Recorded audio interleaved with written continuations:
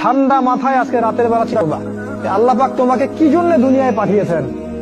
একটু চিন্তা করবা, 1 মিনিট একটু চিন্তা করবা যে তুমি পৃথিবীতে নাই, তুমি পৃথিবীতে নাই, তুমি মারা গেছো। চিন্তা করবা তুমি মারা গেছো।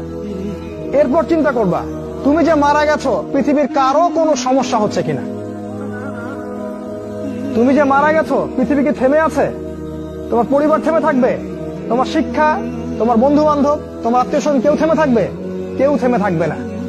তুমি পৃথিবীতে থাকো বা না থাকো কারো কিছু আসে যাবে না।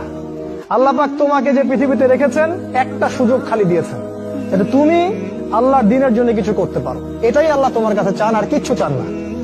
আর কিচ্ছু আল্লাহ তোমার কাছে চান না। আল্লাহ চান তুমি একজন ভালো মানুষ হও, ভালো মুসলিম হও এবং দ্বীনের জন্য কিছু খেদমত করে পৃথিবী থেকে বিদায় নাও। এই দিন তুমি ছাড়াও বিজয়ী হবে ইনশাআল্লাহ। তুমি থাকো বা না থাকো এই দিন কিন্তু বিজয়ী হবেই। হয় তোমাকে নিয়ে হবে অথবা তোমাকে ছাড়াই হবে। জীবনের উদ্দেশ্য ফিক্স করো। জীবনের উদ্দেশ্য একটাই, জান্নাত। জান্নাত পাওয়ার জন্য যা করা দরকার তাই করতে হবে।